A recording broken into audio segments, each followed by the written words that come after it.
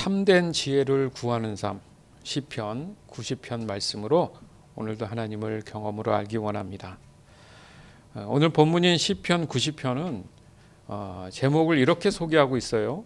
하나님의 사람 모세의 기도. 이렇게 하나님의 사람 모세의 기도라는 점을 강조하면서 그 제목이 붙어 있습니다. 저 같은 경우도 이제 먼 훗날이라는 게 그래요. 언제 가까울지 모르는 그날, 과연 사람들이 나를 하나님의 사람이라 불러줄 수 있을까? 이런 생각을 하게 되죠. 기대 반, 또 조심스러운 반, 이런 생각이 듭니다. 모세는 어떻게 하나님의 사람으로 당당히 불리울 수 있을까? 오늘 말씀을 통해 다시 한번 돌아보게 됩니다. 우린 모세에 대해서 너무 잘 알아요. 굉장히 유명하죠. 그러나 잘 아는 것, 과연 잘 아는 것뿐일까? 내 자신이 모세처럼 하나님의 사람으로 불리울 만큼의 그 확신을 가지고 있냐고 나에게 질문을 한다면 혹시 나는 멈칫하지 않을까? 돌아보면 그래요. 모세의 어떤 부분은 참 절실하고 절박한, 그렇죠? 그 다음에 그 부족함에 대한 그 현실에 대해서 하나님께 어떻게 보면 매달린 사람이기도 하겠죠. 그렇죠? 선택의 여지 없는 삶. 나는 과연 그런 마음의 신앙과 믿음으로 살아가고 있는가? 제가 어제 예전에 이제 같이 잠깐 운동했던 어떤 분이 연락이 와서 이제 저녁을 좀 잠깐 먹게 됐어요. 그랬더니 몇 분을 같이 데리고 왔어요. 다양합니다. 직업도 다양하고, 어떤 분은 교수고, 또 어떤 분은 회계사고, 뭐 그렇더라고요. 어떤 분은 연구원이고, 어떤 분은 공무원이고. 저는 미국에 와서 그렇게 일반인을 그렇게 한 자리에 다양한 직업을 가진 분들을 만난 적이 한 번도 없어서. 근데 문제는 뭐냐면 그분들이 일단 교회는 안 나갑니다. 야, 참 전도 대상자들이죠. 그래서 여러 가지 질문을 할 수 있었어요. 근데 그분들은 사실 어느 정도 사회적으로 그 자리를 잡은 그런 위치예요. 그러다 보니까 뭐 그런 뭐 음식이나 이런 걸 뭐 이렇게 고민하고 이런 건 없더라고요. 그리고 굉장히 마음에 여유가 있어서. 근데 굉장히 의외로운 걸 봤어요. 아주 쿨한 게 뭐냐면 음식값이 이제 충분히 시켜서 먹자고 해놓고 나중에는 뭐 내가 낼게 이게 아니더라고요. 각자 냅시다. 그래서 한 사람이 내고 그 벤모로 자기 계산을 이렇게 회계사 되시는 분이 계산을 딱 해갖고 소수점 얼마까지 해서 이렇게 보내면 된다는 거예요. it's okay. 뭐 다들 얼마나 매력적입니까, 그렇죠? 팁까지 다 합쳐가지고 각자 내고 옆에 가서 또 커피 한 잔 또 마시면서 내가 그래서 저는 이런 사람들 참 사회적인 사람이고 믿지 않지만 이런 부분에 대해서는 참 그리스도인들이 좀 쿨할 필요도 있구나. 뭐 이런 거 있잖아요. 그죠? 뭐 잘한다 못한다를 떠나서. 그래서 제가 커피는 제가 샀어요. 뭐 다 한 분은 안 먹는다 그러고 다 아메리카노 작은 거 한 잔 시켜서 이렇게 먹었는데 그렇잖아요. 그런 데 가면 또 따로 배가 비어 있어가지고 뭐 빵을 먹기도 하고 그럴 텐데 또 그렇지도 않더라고요.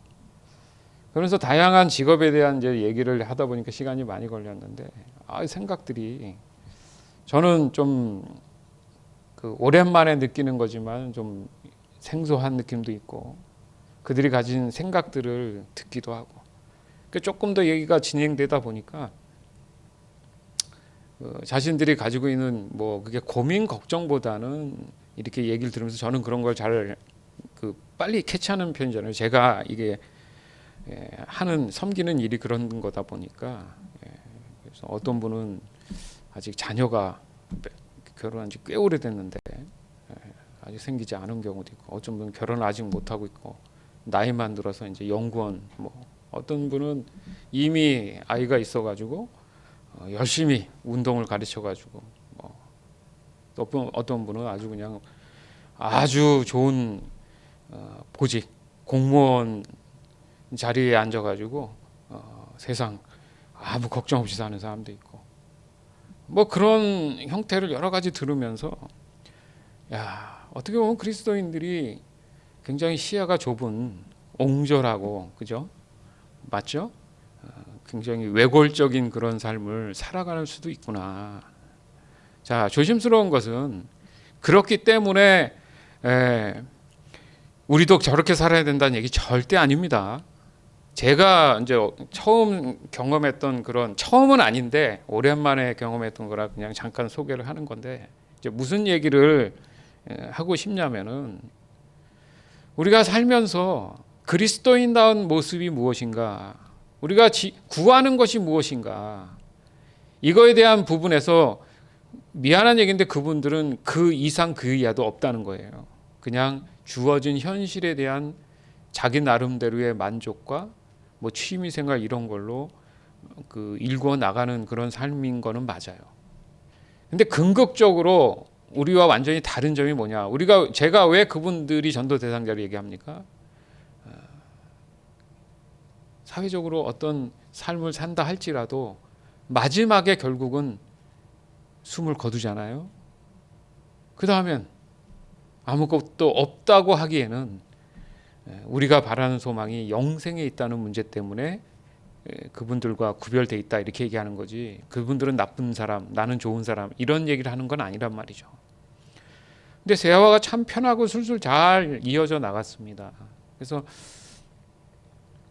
뭐 우리 교회에 다 나와야 된다는 생각을 저는 안 해요.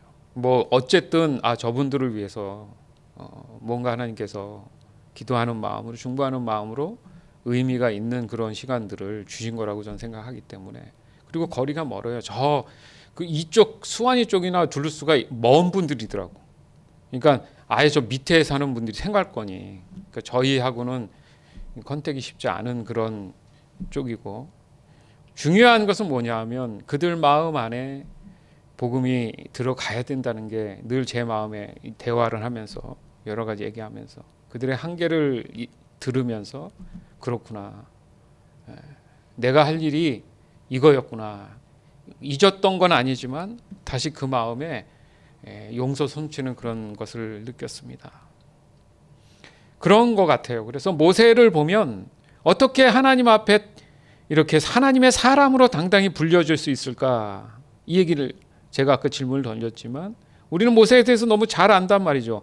그의 삶의 일반적인 사회적 삶을 보면 사실 문제될 게 없는 사람이에요. 그런데 그것은 사람적인 해석에서 나오는 거기 때문에 우리가 여기서 믿는 자의 입장에서 볼 필요가 있다라는 거죠. 그러니까 모세처럼 하나님의 사람으로 불리울 수 있다라는 것에 대해서 내가 나도 좀 그랬으면 좋겠다라는 마음이 분명히 우리한테는 일어나야 돼요. 모세는 하나님의 사람이었어, 그렇구나, 이러면 위험한 거란 얘기예요. 그러면 나는 어느 순간부터 사회적 사람에 많이 젖어들어 있다는 거죠. 긴장감이, 신앙적 좋은 영적 긴장감이 떨어진 거죠. 무슨 말입니까? 그 절실함, 절박함, 부족하다고 느끼는 그 현실에 대한 그런 부분에 대한 것이 아니라 하나님을 향한, 내가 하나님의 사람으로서 살아가야 된다는 그 절실함, 절박함이 둔해져 있다는 거죠. 그래서 도리어 세상적인 측면에서 잘 됐다고 얘기하는 기준을 자꾸 보면서 부러워하는 나를 발견하게 되면 이미 많은 부분 내가 지금 신앙적으로 좀 떨어져서 멀리 서 있는 느낌이 될 수 있다는 얘기입니다. 안 그렇습니까? 오늘은 얘기하죠. 뭐 내가 부족함이 없는데 교회 왜 나가냐, 뭐 이럴 수 있어요. 맞잖아요. 왜? 이 종교적 개념은, 종교를 갖는 의미는 대부분 내 자신이 어떤 잘됨을 위한 것이지 하나님의 영광과 하나님의 어떤 뜻과 이런 거에 대한 게 우선순위가 되지 않거든요. 일반적인 경우는 그렇단 말이죠. 물론 교회에 나오는 수많은 사람들 가운데도 죄송한 얘기인데 그런 분들이 대부분일 수 있죠. 그래서 우리는 좀 더 냉철하게 이 말씀을 통해서 오늘 제목처럼 진짜 참된 지혜를 구하는 삶이 뭐냐, 이것을 우리가 고민할 필요가 있는 겁니다. 그래서 특별히 시편 90편 오늘 말씀에 어째서 하나님의 사람으로 모세는 불리울 수 있을까? 그 제목으로 인한 그 이하의 이 하나님을 찬양하는 모세의 기도가 우리에게 어떤 도전을 줄까? 이걸 좀 깊이 있게 우리가 영적으로 고민할 필요가 있다는 겁니다. 그러니까 중요한 핵심이 뭐냐 하면 모세 자신이 그는 그렇게 불리울 만큼 아주 핵심적인 어떤 그런 모습을 갖춘 사람이 아니었다라는 거예요. 무슨 말입니까? 모세 자신은 사실 아무것도 한 게 없는 사람이에요. 근데 항상 사람을 두각시켜서 모세가 뭔가 했기 때문에 하나님이 복 주셨다라고 생각하면 성경을 잘못 해석하는 거죠. 대부분의 성경의 인물 중에 복됨을 받았던 하나님의 사람이라고 불리운 사람들을 보면 그렇게 불완전한 사람도 없습니다. 어눌하고 말도 잘 못하고, 모세가 고백한 거예요. 저는 말도 잘 못하고 어눌합니다. 예전에 왕자였는데, 이집트의 왕자였는데 어떻게 저렇게 말을 어눌하게 할까? 왜? 세월만큼 자존감이 완전히 떨어진 거죠. 내가 이게 사는 게 사는 건가? 안 그렇겠습니까? 그러니까 자신감도 없고 뭐 하고 싶지도 않고 그냥 이게 내가 사는 거다.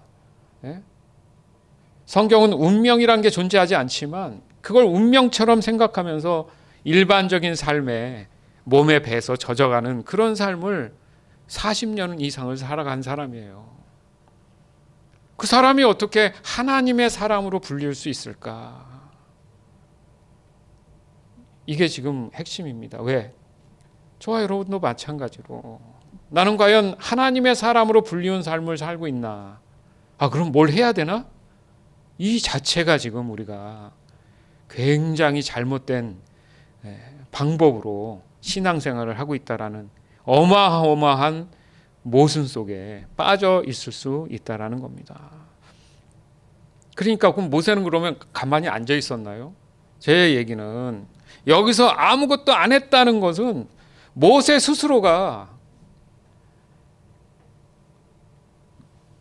광야에 나가서 미디안 광야에서 이제 앉아서 칼을 갈면 내가 이제 애굽에 들어가서 내 민족을 구해내리나, 어떻게 하고 계획을 짜고 몸을 더 훈련해서 몸을 만들고 이런 게 없었다는 거예요. 이 사람은 그것 자체가 싫었던 사람이에요. 하나님과 대화해서 보면 알잖아요. 저 안 해요. 다른 사람 시키세요. 이 핑계 저 핑계 대가면서 전혀 그럴 생각이 없었던 사람이라는 겁니다. 맞잖아요. 가능한 한 이집트에서 완전 반대쪽인 미디안 강야입니다. 홍해를 2번 건너야 되는 곳이에요. 사우디아라비아예요. 애국과 사우디아라비아 그 당시에 얼마나 반대쪽이고 먼 겁니까? 최대한 멀리 도망가게 급급했던 사람이에요. 스스로를 자책하며 무의미한 일상을 보냈던 사람이에요. 그런데 그런 그를 때가 되니까 하나님께서 부르십니다. 자, 여기서 우리가 생각해야 됩니다. 내가 살다 보니 뭘 좀 잘하려고 했는데 엉그러지고 엉망진창이 돼서 진짜 이게 사는 게 아니다. 낙심하고 좌절하고 사람들이 손가락질하고 저주하고, 여러분이 잘 아는 욥도 그랬지만 또 수많은 어떤 사람도 그랬지만 하나님의 때가 언제인지 알 수도 없잖아요. 핵심이 뭡니까? 하나님의 때가 이르니 모세를 찾았다는 그 시점이 뭡니까? 뭘 얘기해요? 곧 이 모든 것은 하나님이 원하셨기 때문에 그 일이 가능했다라는 게 팩트라는 거예요. 우리의 인생이. 그러니까 지금 좀 더 뭐가 안 된다, 좀 넘어지는 것 같다, 힘들다, 그렇지만 오늘 이 말씀을 빗대어서 기다려보자는 거예요. 저희에게는. 이 말씀이 없었다면 모세처럼 우리는 살 수도 없습니다. 맞잖아요. 그 당시에 무슨 성경이 있었어요? 우리는 적어도 이 말씀을 지금 보고 있어요. 그렇죠? 그러면 그렇구나. 모세가 자존감이 떨어져서 이제 나는 무의미한 사람이야. 아무것도 할 수 없는 사람이야 라고 나락에 떨어진 그 상태에 살았던 그런 사람이었는데 어느 날 갑자기 하나님께서 부르셨구나. 그럼 거꾸로 얘기하면 그 모든 모세의 일정 수많은 나날들을 하나님께서는 끊임없이 지켜보시면서 함께하고 계셨구나. 그 말도 되잖아요. 결국 하나님이 원하시는 삶은 하나님이 압도적으로 인도해 나가신다는 거죠. 그러니까 내가 뭘 하려고 한다는 것 자체가 굉장히 어리석을 수 있다라는 겁니다.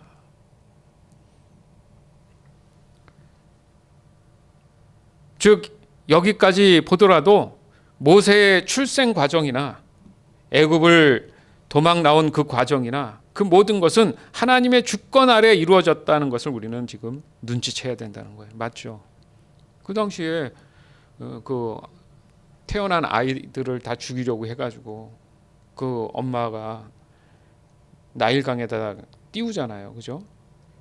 그 죽을 뻔한 사람이 갑자기 신분이 상승해서 왕자가 됐다가 갑자기 또 광야로 내몰리잖아요. 인생 완전 롤러코스터 아닙니까?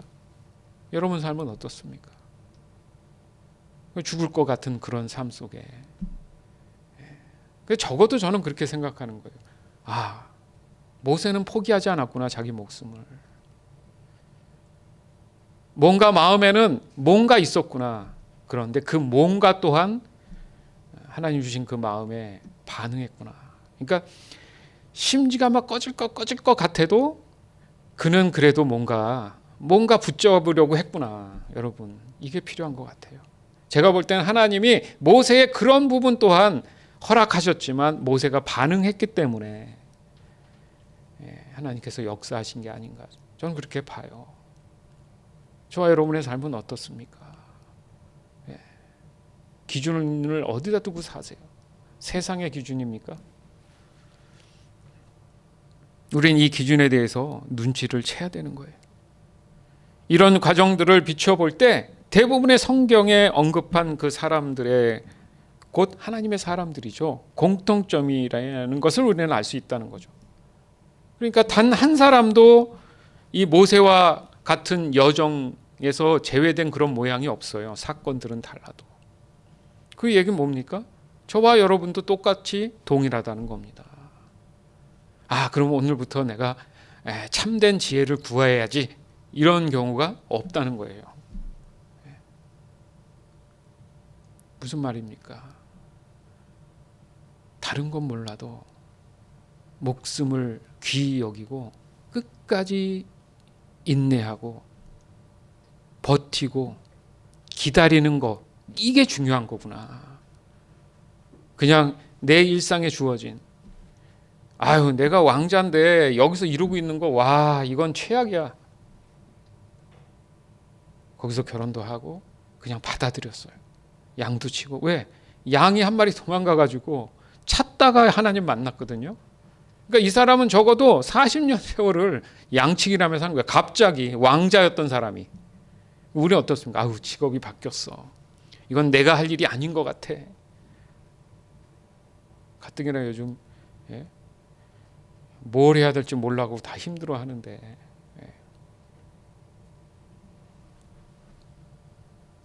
그냥 지금 이 시간에 주어진 만큼 우리가 감사할 수 있는 것. 오늘 말씀에도 사실 그런 부분이 있는데, 이것을 어떻게 우리가 눈치채고 깨달을 수 있을까? 지금 그 싸움 하는 거예요, 사실은. 그죠? 사람이 깨닫고 알게 되면 변하는 게 아니고 이 생각의 전환이 일어나기 때문에 가능해지는 거예요, 사람은. 맞죠? 그게 내 얘기가 아니기 때문에 시간이 걸리는 건데, 그게 내 얘기가 되면 확 생각의 전환이 오는 거지 사람이 변하는 건 아닙니다. 제가 나이가 얼마 되지 않지만 근본적인 그 사람은 변하지 않아요.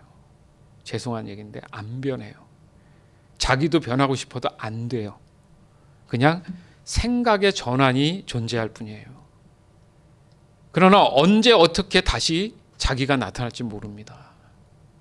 그래서 믿음이 필요한 거죠. 믿음의 성숙이 그래서 필요한 거죠. 그러니까 중요한 사실은 사람의 이 모든 인생의 주권자는 누구시라고요? 하나님이시라는 이 사실이 내 얘기가 돼야 된다는 얘기죠. 모세의 얘기가 아니라 어떤 다른 사람의 얘기가 아니라 내 얘기가 돼야 된다는 게 중요한 거예요. 모세는 자기 얘기가 됐잖아요. 당신은 누구십니까? 나는 스스로 있는 자다. 지금 모세와 하나님이 대화한 거죠. 여러분 아래도 당신은 누구십니까?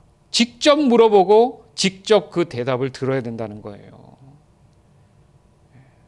요즘 사람들 대화하다 보면 똑똑한 사람들, 저는 똑똑하지 않기 때문에 보면 가장 좋은 화술이 뭐냐 하면 자기의 감정이나 그 생각을 숨기고 그 자기가 봤던 많은 상식을 이렇게 인용을 해서 가지고 와서 얘기를 하면 이제 설득력이 있다고 얘기를 합니다. 저는 다 맞다고 생각하지만 또 다 어느 부분은 아니라고 생각하는 거예요. 자기 생각은 숨겨져 있어요. 그냥 물론 자기 생각에 동의하니까 그 얘기를 하지만 좀 답답하죠. 맞잖아요. 자기가 많은 지식을 알다 보니까 알고 있는 것 때문에 자기의 속마음을 얘기 못하는 경우도 많아요.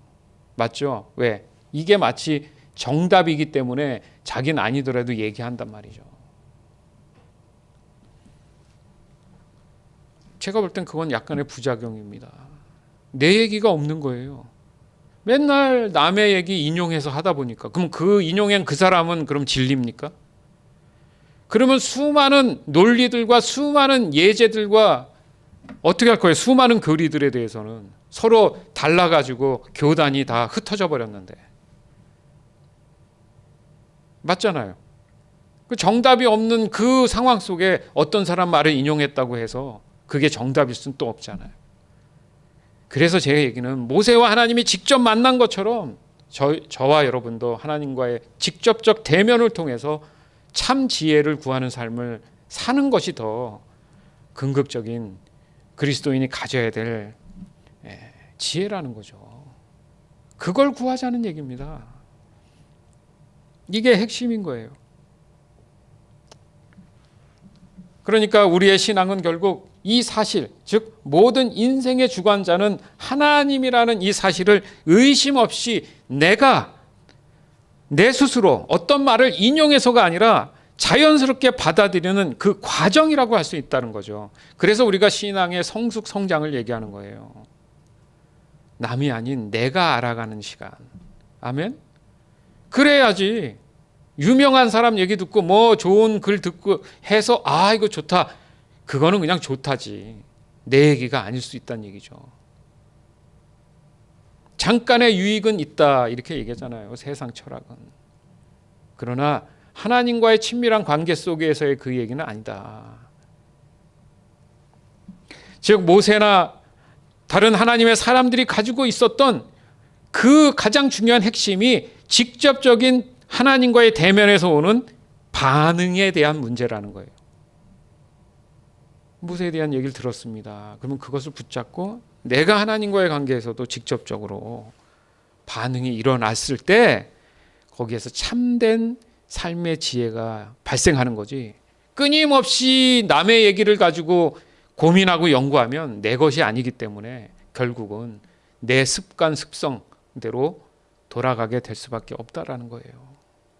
다시 말해서 그들 모두는 그 반응에 대해서 시간이 지나갈수록 점점 더 하나님이 주셨던 그 사람의 그 안에 있는 하나님의 성품들이 그 감각을 다시 되살리는 그 시간들을 보냈다라고 얘기할 수밖에 없는 거죠. 둔해지고 녹슬었던 것들이 점점 더 그 기능들이 감각들이 살아난다는 거예요. 여러분들 어떤 사고가 나서 척추 다친 분들 제일 많이 하는 게 뭡니까? 물리치료하면서 계속 걷는 거죠. 왜 그래요? 신경을 살려서. 그죠? 그러면 바꿔서 얘기하면 죽은 게 아니라 그렇게 하면 신경이 살아나는구나. 그럼 어떤 분 보니까 신경이 살아서 드디어 걷게 됐다 이렇게 얘기하지 않습니까?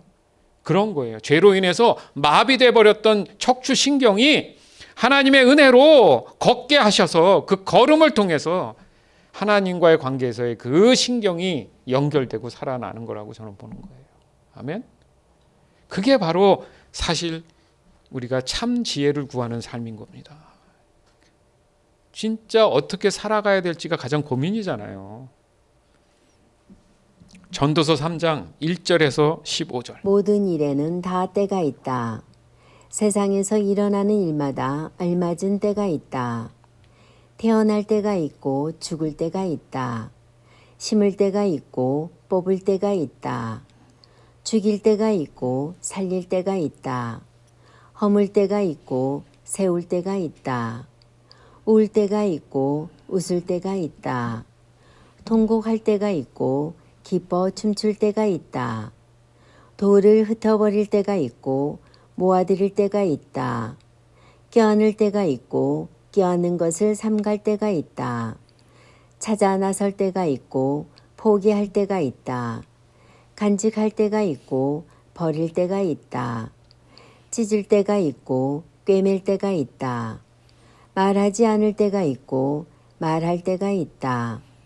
사랑할 때가 있고 미워할 때가 있다. 전쟁을 치를 때가 있고 평화를 누릴 때가 있다. 사람이 애쓴다고 해서 이 모든 일에 무엇을 더 보탤 수 있겠는가? 이제 보니 이 모든 것은 하나님이 사람에게 수고하라고 지으신 짐이다. 하나님은 모든 것이 제때에 알맞게 일어나도록 만드셨다. 더욱이 하나님은 사람들에게 과거와 미래를 생각하는 감각을 주셨다. 그러나 사람은 하나님이 하신 일을 처음부터 끝까지 다 깨닫지는 못하게 하셨다. 이제 나는 깨닫는다. 기쁘게 사는 것, 살면서 좋은 일을 하는 것, 사람에게 이보다 더 좋은 것이 무엇이랴. 사람이 먹을 수 있고 마실 수 있고 하는 일에 만족을 누릴 수 있다면 이것이야말로 하나님이 주신 은총이다. 이제 나는 알았다. 하나님이 하시는 모든 일은 언제나 한결같다. 거기에다가는 보탤 수도 없고 뺄 수도 없다. 하나님이 이렇게 하시니 사람은 그를 두려워할 수밖에 없다. 지금 있는 것 이미 있던 것이고 앞으로 있을 것도 이미 있는 것이다. 하나님은 하신 일을 되풀이 하신다. 아멘. 우리의 삶을 그대로 표현했죠. 여러분, 성경 안에 그 수많은 말씀 안에는 우리가 고민하는 그 문제에 대한 답들이 다 있어요. 이미 보세요. 이렇게 우리의 생사고락, 이 모든 것들, 이것이 이상한 삶이 아니라 하나님께서 뭐 한 거라고요? 10절에 보니까 이제 보니 이 모든 것은 하나님이 사람에게 수고하라고 지워준 뭐라고요? 짐이다.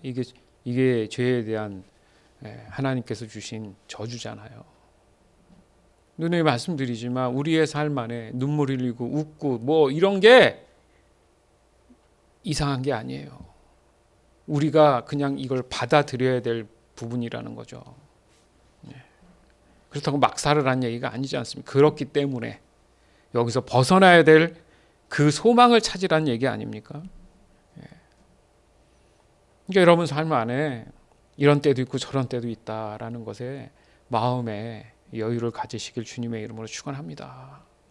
힘내시고 아니면 기쁜 일 있을 때 같이 좀 나누시고, 그렇죠? 그러면 되는 거예요. 왜 나만 그러지 하지 말아야 된다는 얘기입니다. 그럴 필요가 없어요. 그 사람을 하나님이 더 사랑하시는 거예요. 이건 그냥 위로하는 말이 아니라 성경을 보니 그래요. 세상에서 떵떵거리고 잘 살았던 부자는 예수 믿고 구원 안 받으니까 지옥 가잖아요. 먹을 게 없어서 맨날 그 부자의 문 앞에서 앉아서 다 잔치가 끝나면 남은 찌꺼기 그거 주워 먹는 나사로는 천국 가잖아요. 그게 그냥 위로하기 위해서 하는 얘기가 아닙니다. 천국에 갔다는 얘기는 그렇게 살아도 그 나사로는 하나님을 향한 소망을 갖고 있었다는 얘기잖아요. 그 얘기를 하는 거잖아요. 부자는 그렇게 떵떵거리고 살아도 너는 더 이상 건너지 못할 강을 건넜기 때문에 그런 말 하지 마라 얘기하잖아요. 건너지 못할 강 건넌 게 얼마나 무서운 일인지 압니까? 영원히 건너지 못해요. 지금 우리에겐 기회가 있잖아요. 이 기회를 우리가 놓칠 수 없잖아요. 맞죠? 그 말씀이, 그 진리가 우리에게 무엇을 알려주고 있느냐, 이거에 지금 중요한 거 아닙니까? 뭡니까? 우리가 참된 지혜를 얻는 삶이 뭐냐, 지혜를 구하는 삶이 뭐냐, 이 문제란 말이죠. 예? 이 문제에서 우리가 과연 성경이 말씀하시는 그 지혜를 구하고 있느냐, 이겁니다. 즉 사람이 하나님께 반응할 수 있는 이 감각 또한 하나님이 허락한 만큼 가능하다는 얘기입니다. 그런 나에게 주어진 그 어떤 허락한 감각의 어떤 부분이 있으면 만족해야 된다는 얘기예요. 남들이 나보다 더 가졌다라고 생각을 해가지고 거기에 스트레스를 받아가지고 자기가 가졌던 것도 제대로 못하는 사람들이 수두룩해요. 안 그렇습니까? 저도 그랬어요.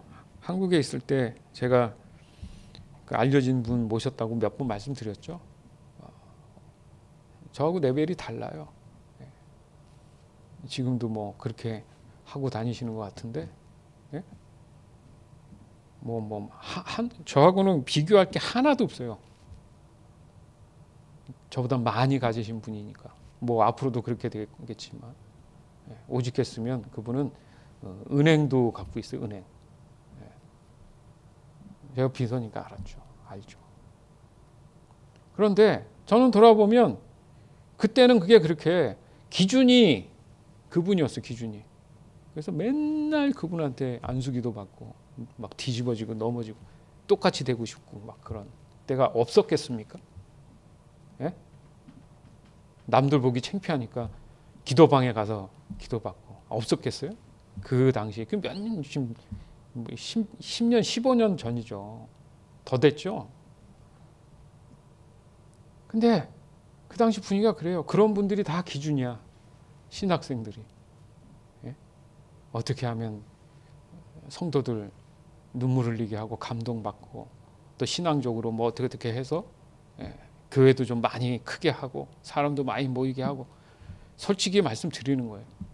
지금 비추어보면 하나님의 영광을 위한 것보다 자신이 그런 위치가 돼야 된다는 생각이 더 많았던 것 같아요. 제 생각에. 저만 그럴 수 있습니다. 오해하면 안 돼요.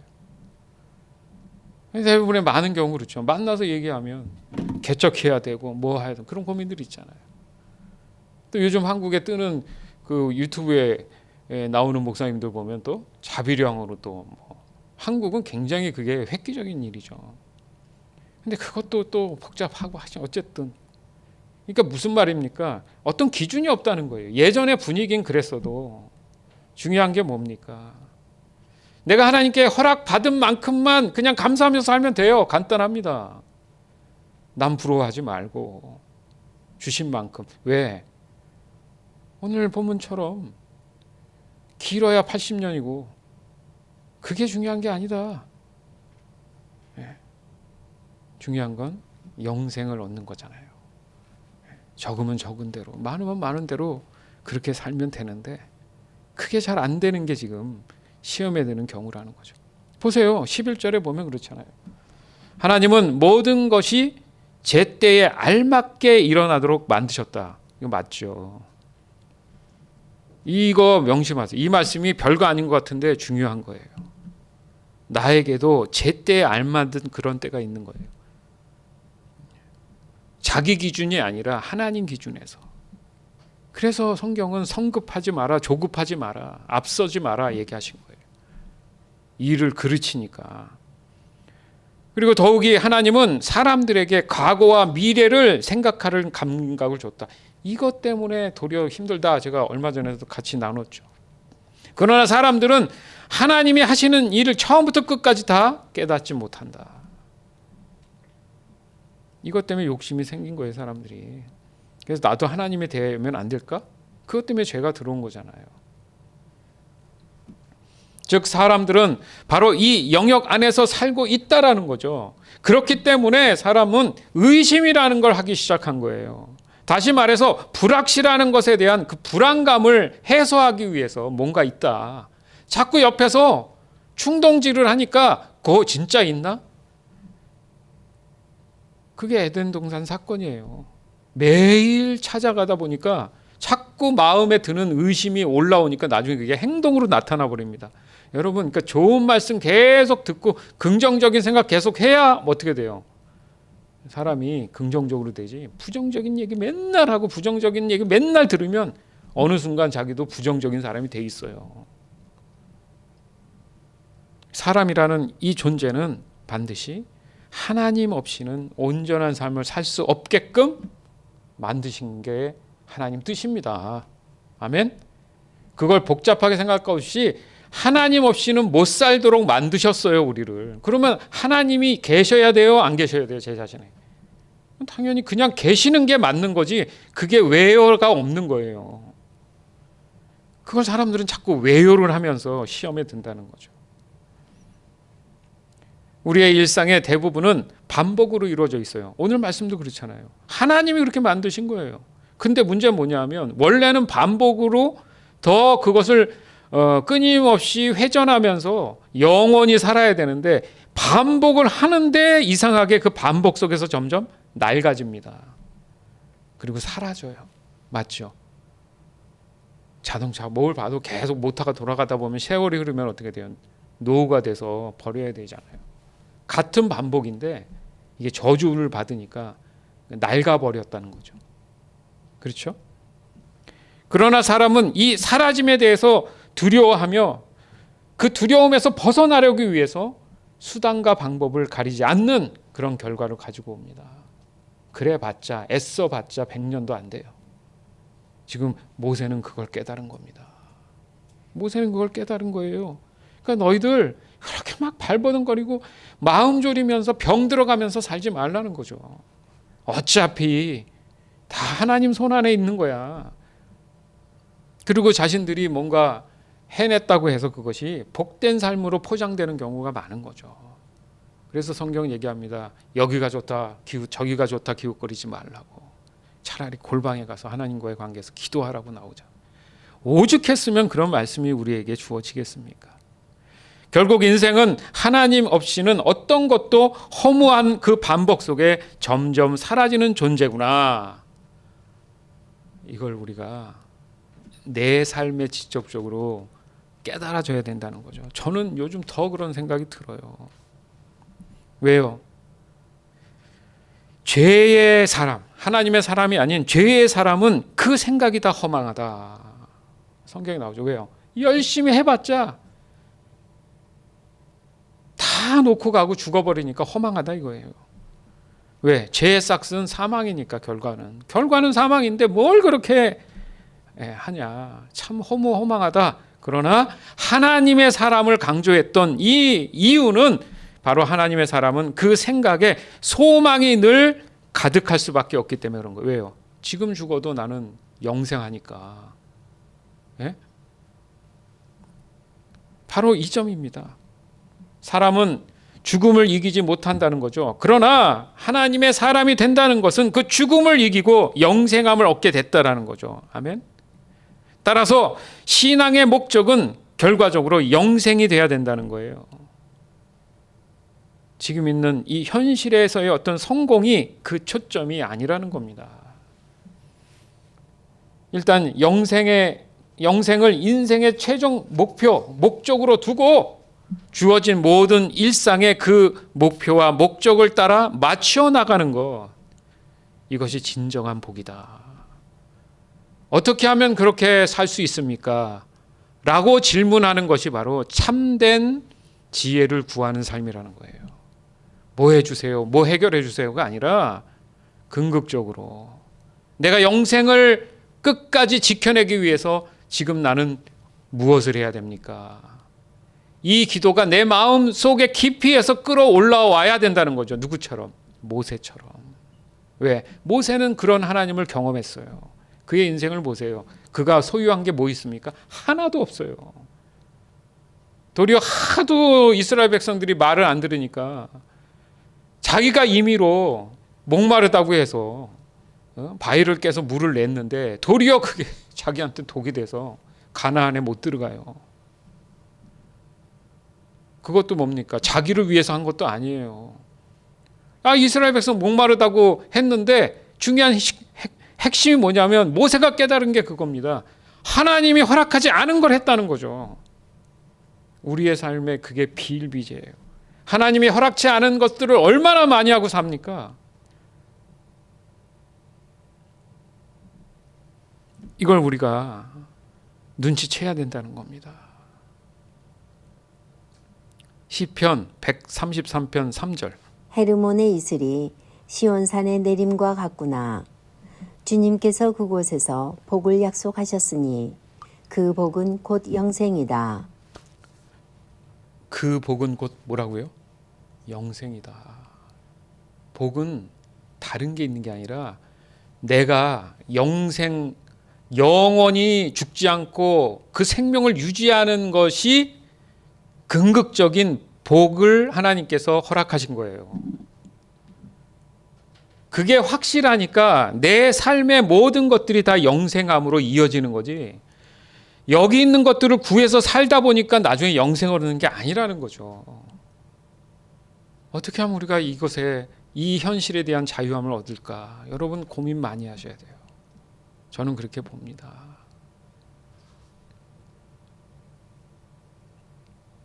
하나님의 사람 모세는 자신이 살아온 인생을 돌아보면서 결국 자신의 모든 삶의 주인은 하나님이라는 사실, 그것을 다시 한번 확인하고 확증하게 됐다라는 것을 지금 하나님께 믿음으로 고백하는 기도를 하는 겁니다. 인생이란 정말 정신없이 살아갈 때는 몰랐는데 어느덧 자신의 지난 그 시간들을 되돌아볼 그 여유가 생긴다면 아마도 자신 스스로의 삶보다는 누군가에 의해서 이끌림을 받는 그런 삶으로 살았구나라는 그 진리를 깨닫게 된다는 거. 무슨 말입니까? 내가 하고 싶어서 하는 게 아니라 뭐에 이렇게 쓸려서 이렇게 사람들은 대부분 살아가요. 맞죠? 환경이 그렇잖아요. 그래서 내가 의도치 않았는데 이렇게 가다 보니까 어느 순간 어느 자리에 와 있잖아요. 맞죠? 모세 또한 결국 자신이 돌아갈 수 있었던 유일한 곳을 깨달았다는 거죠. 무슨 말입니까? 결국 내가 영원히 머물 수 있는 곳은 하나님이구나. 이거 너무너무 감사하고 다행이다. 이렇게 지금 하나님께 감사의 기도를 하는 거예요. 섬찟한 거죠. 내가 애굽의 왕도 아니고 내가 이방인으로서 하나님을 모르는 사람이 아니라 적어도 나는 하나님의 사람으로 이제 영생함의 확증을 얻었구나. 이거 같이 더 큰 소망이 없구나. 이걸 고백하는 거예요, 여러분. 이 고백이 저와 여러분의 고백이 되길 주님의 이름으로 축원합니다. 사람이 나이가 들수록 그런 게 있어요. 주변에 알고 있던 분들이 세상을 떠난다는 소식이 점점 더 많이 들립니다. 맞죠, 제 말이. 어릴 때는 그런 게 몰랐는데 저가 이제 나이가 있고 50 넘고 하니까 주변에 이렇게 돌아가신 분들이 자꾸 소식이 더 들려요. 그러니까 그 원래 이렇게 나이 많았던 그런 분이 아니라 내가 좀 더 설마 했던 분들 있잖아요. 이게 막 소식이 막 들려요. 근데 어떻게 생각해 보면 그게 참 자연스러운 거죠. 맞죠? 왜? 사람은 어차피 그 때가 오니까. 그러면서 생각이 들죠. 얼마 전에도 저하고 같이 운동했던 60도 안 되신 분인데 간암으로 돌아가셨어요. 갑자기 급성 간암으로. 운동장에 나오셨는데 배가 어느 날은 너무 물이 차가지고 근데 며칠 안 돼가지고 병원에서 안 되겠다 싶어서 집에 가고 싶다 그래서 댁에서 마지막이라고 해서 가서 인사드리고 이렇게 했는데 인사도 못 받죠. 소름 끼치는 거예요. 왜 나올 때 같이 운동했던 그 신발이 보이잖아요. 같이 했던 그 신발 보이잖아요. 제가 운동화를. 그 신발이 다 헤어져서 거기 있는 거야. 예? 신발장에. 며칠 전, 뭐 몇 주 전만 해도 같이 운동했던 분인데, 예? 그런 느낌 아시죠? 그분이 예, 숨을 거두고 예, 장례식장에 가서, 미국은 이렇게 오픈돼 있어 갖고 마지막에 이렇게 인사하고 나오잖아요. 거기 이제 그 식구들 서 계시고 인사하고 예, 잠자는 것 같이 눈 감고 계시고 멀쩡하죠. 왜? 그분 집에 가서 같이 라면도 끓여 먹고 막 얼마나 부딪히면서 같이 모임도 하고 했는데요. 목사님들 가끔 그 얘기합니다. 모임 같이 했던 분들 자꾸 생각이 나고 이상하다고. 그 남 얘기 아니죠. 저도 그 생각하네요. 언젠가 내 차례가 오겠구나.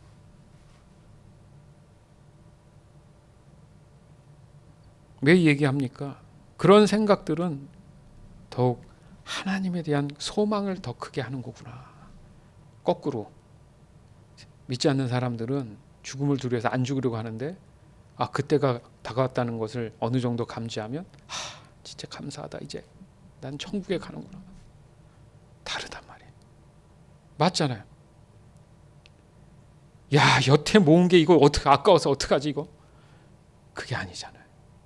그게 아니란 말이에요, 여러분. 그러니까 우리 사이좋게 지냅시다. 바둥바둥하지 말고 이해하고 배려하고 그럴 수 있다 생각하고, 그럼에도 불구하고 이게 서로 해야지 한쪽에서 하면 안 돼요. 이게 또. 맞죠? 사랑하는 마음으로 좀 야단도 쳐가면서 좀 이렇게 긍정적으로 좋은 마음으로 좀 이렇게 어떻게든 해결해 나가는 것이 좋지. 내가 언제 숨이 거둘지 모르는데 뭐가 그렇게 혈기를 가지고 쟁취해 나가면서 살려고 하는 건지 나이 들수록 더 그런 것 같아요. 저는. 이 점을 저는 모세처럼 감사하는 거예요. 욕심이 점점 더 사라지는 게 감사한 거죠. 그런 생각들은 더욱 하나님께 대한 소망을 크게 만든다. 그래서 지금의 나를 가능한 한 하나님 말씀 안에 두려고 어떻게든 하는 거예요. 그러니까 뭘 봐도 저는 어떤 걸 봐도 뭐 영화를 뭘 봐도 그 안에서 나도 모르는 사이에 하나님을 찾고 있어요. 저렇게 이렇게 하면은 저 사람은 저렇게 살았구나. 전쟁이 터졌고 저렇게 저 믿었으면 얼마나 좋을까. 나는 어떻게 할까. 막 이런 생각만 드는 거예요, 요즘. 그냥 그랬다 저랬다 뭐 이게 아니라 그렇게 하나님의 사람이기를 간절히 원하는 나를 발견합니다. 왜? 죽고 나서 그래 넌 나의 사람이었어. 나 그 얘기 한번 듣고 싶은 거예요. 맞지 않습니까? 시편 90편 1절에서 6절. 주여, 주는 대대로 우리의 안식처와 피난처가 되셨습니다. 산들이 생겨나기 전, 주께서 이 땅과 세상을 만드시기 전, 옛날부터 영원히 주는 우리의 하나님이십니다. 주께서 사람들을 흙으로 되돌아가게 하시면서 말씀하십니다. 사람아, 흙으로 돌아가거라. 주가 보시기에는 천년도 지나간 어제와 같고 긴 세월도 밤중의 한 시간과 같습니다. 주께서 죽음의 잠으로 휩쓸어 가시면 사람은 아침에 돋아나는 풀과 같습니다. 아침에는 싱싱하게 피었다가도 저녁이 되면 시들어 마르는 풀입니다. 네, 아멘. 모세가 정확하게 자신이 누구인지를 지금 표현하잖아요. 맞죠? 네? 근데 모세는 허망함을 느낍니까? 소망을 느낍니까? 그래서 하나님의 사람인 거예요. 여러분은 어떻습니까?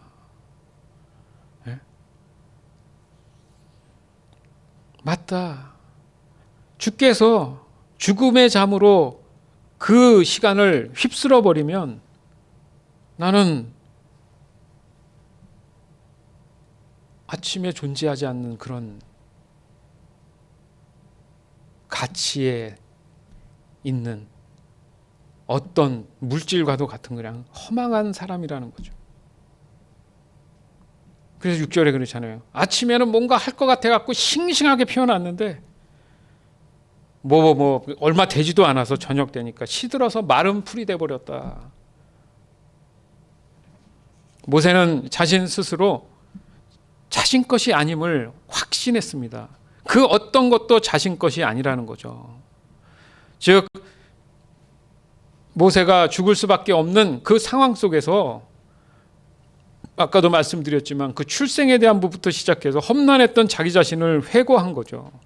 결국 뭡니까? 하나님의 부르심이 있었고 그것에 내가 반응했고 순종했던 그런 사람으로서의 삶을 결국 하나님은 하나님의 사람이라고 부르는구나.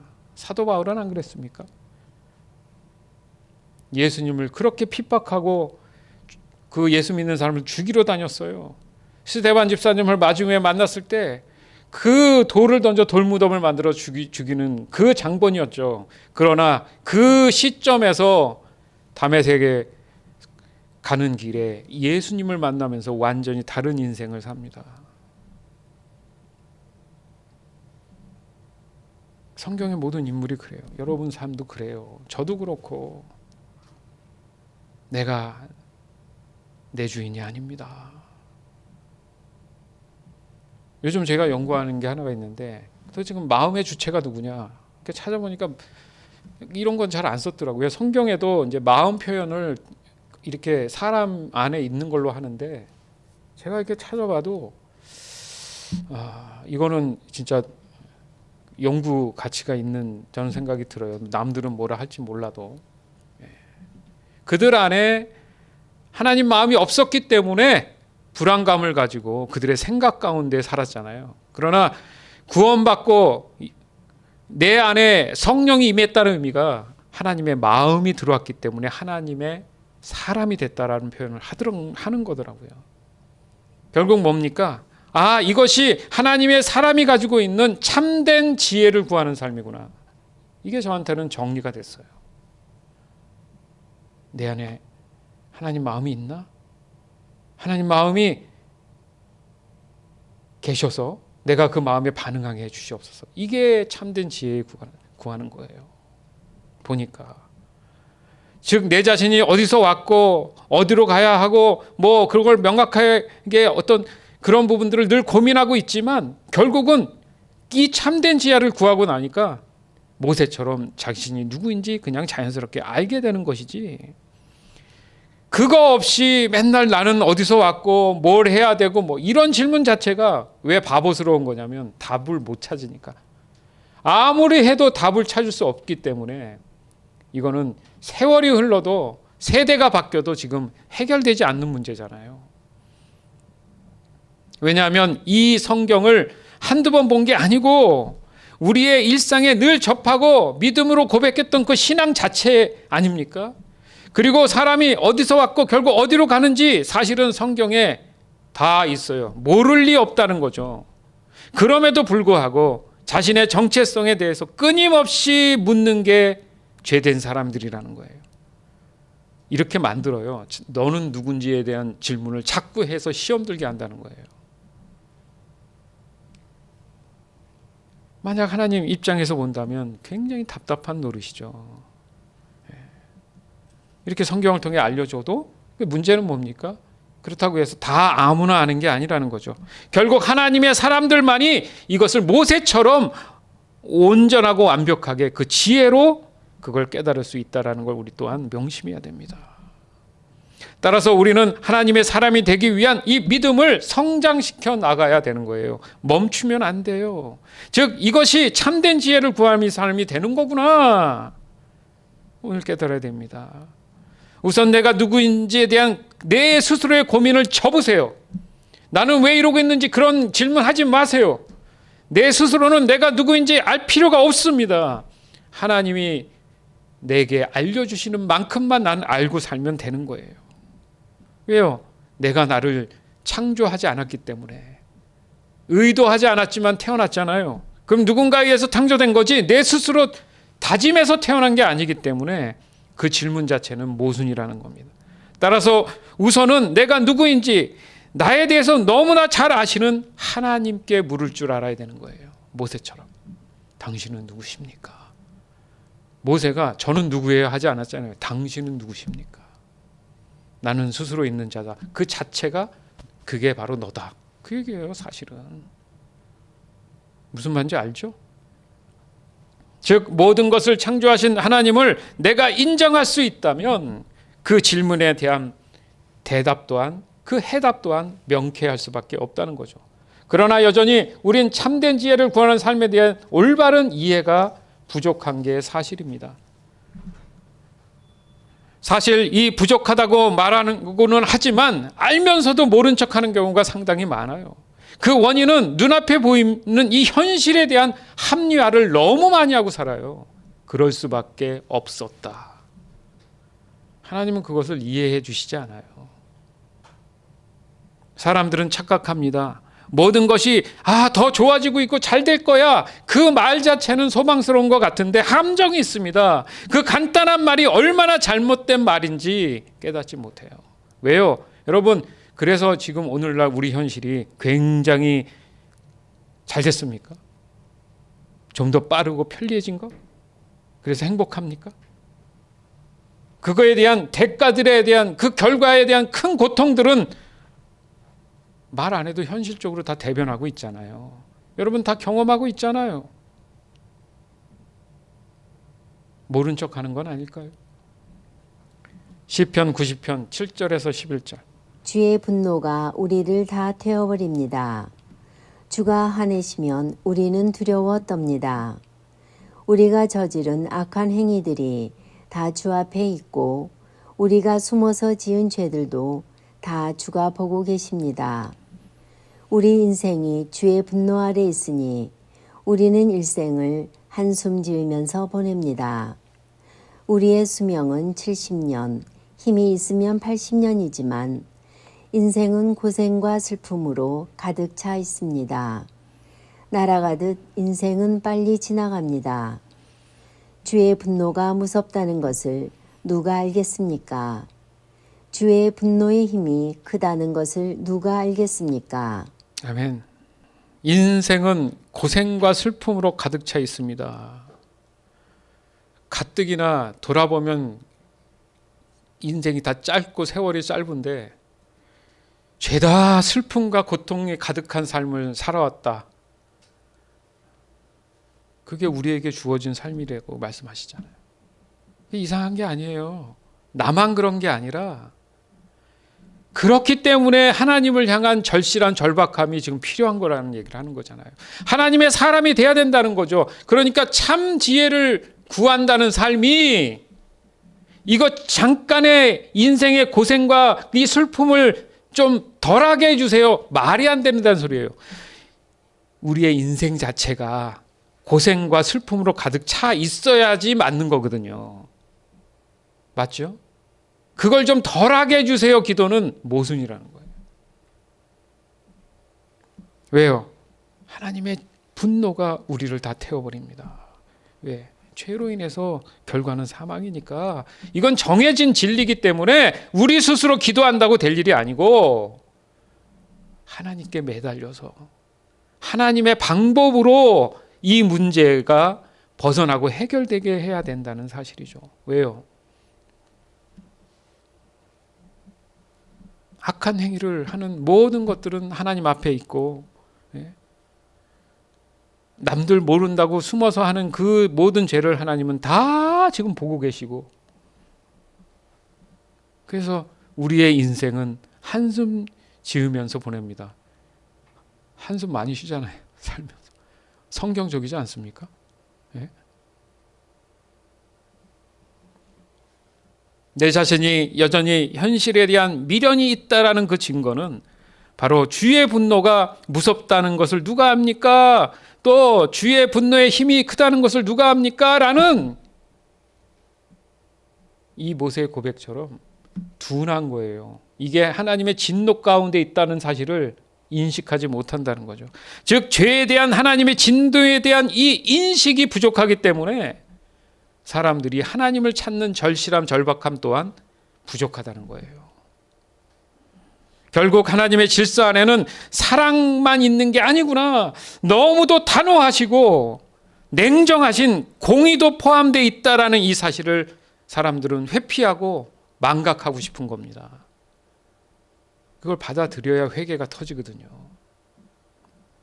따라서 참된 지혜를 구하는 삶은 곧 하나님을 알기를 구하는 삶이구나. 즉 내가 누구인지 알고 싶다면 하나님이 나의 창조주, 나의 구원자 되심을 아는 것, 그 지혜를 구하는 삶이 곧 복된 삶이구나. 결국 다시 돌아와서 그 정답은 영생이구나. 시편 90편 12절에서 17절. 우리의 인생이 얼마나 짧은지 깨닫게 해 주소서. 그러면 우리의 마음이 지혜로워질 것입니다. 여호와여 돌아오십시오. 언제까지 멀리 계실 것입니까?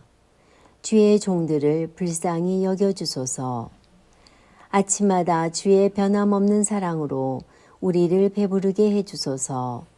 그러면 우리가 평생토록 기뻐하며 즐겁게 노래하겠습니다. 주께서 우리에게 괴로움을 주신 날만큼 이제 우리에게 기쁨의 날들을 되돌려 주소서. 우리가 괴로워한 그날만큼 우리가 즐거운 인생을 보내게 하소서. 주의 놀라운 일들을 주의 종들에게 보여주시고 주의 위대하심을 우리의 자녀들에게 나타내 주소서. 주 우리 하나님의 은혜가 우리와 함께 하셔서 우리가 하는 일이 잘되게 해 주소서. 아멘. 우리가 하는 일이 잘되게 해 주소서. 왜 두 번 반복했어요? 우리가 하는 일이 잘되게 하소서 두 번. 너무너무 간절히 원한다는 거잖아요. 잘됨에 대한 가치와 의미를 어디서 가져올 것이냐 보니까 14절에 아침마다가 뭡니까? 매일 매 순간의 삶마다 주님의 변함없는 사랑으로 그 사랑을 우리에게 베풀어 주시옵소서. 이게 전제가 돼야 우리가 평생도록 기뻐하며 즐거워합니다. 왜? 어차피 벌어지는 고통과 힘든 그 삶 속에서 그것을 내 감정과 내 마음에서 이겨낼 수 있는 방법이라는 것이 변함없는 하나님의 사랑을 알아야 된다는 거죠. 하나님의 은혜가 우리와 함께 하셔서 우리가 하는 일이 잘되게 해 주소서. 사람이 잘되게 된다는 이 기준, 그 선하심이 곧 하나님의 은혜가 어떻게 할 때요? 함께 했을 때가 유일하다. 가능하다라는 것을 깨닫는 것이 곧 참된 지혜를 구하는 삶이구나. 그렇게 얘기하면, 거꾸로 얘기하면 나머지 다른 것은 잘 된다는 개념이 아니라는 거죠. 어차피 해봤자 고통과 또 어려움이 온다는 거예요. 맞죠? 한다고 했는데, 즉 구원받은 자의 삶, 성도의 삶, 그리스도인의 정체성, 이 모든 것의 출발은 바로 오늘 함께 나누었던 모세의 고백처럼 진정한 하나님을 구하는 삶, 그것이 참된 지혜를 구하는 삶이 되는 거구나. 그랬을 때 내가 온전한 믿음과 신앙으로 소망을 가지며 삶 가운데에 자유함으로 살 수 있구나. 즉 지금 내가 하나님을 대하는 생각과 태도를 보면 알 수 있구나. 우리가 금요일 날도 나눴잖아요. 맞죠? 120편부터 135편까지 묶여 있는데 제목이 다 뭐예요? 다윗이 성전을 올라가면서 하는 기도, 노래 이렇게 돼 있잖아요. 그렇죠? 이스라엘 백성이 바벨론에서 포로 생활하다가 하나님께서 다시 예루살렘으로 오게 하시고 성전을 그죠? 재건하게 하시면서 너무 기뻐하는 게 영적인 의미에서 구원하신 하나님께 찬양하는 그 모습 속에 그냥 성전에 다 모였습니까? 자 이제부터 시작하시죠. 이게 아니라 성전을 이미 집에서 출발하고 올라올 때부터 다윗이 찬양하면 백성들이 올라오면서 화답하고, 그게 사실 교동문 개념이라고 했잖아요. 찬송가 뒤에 있는 말씀드렸잖아요. 그죠?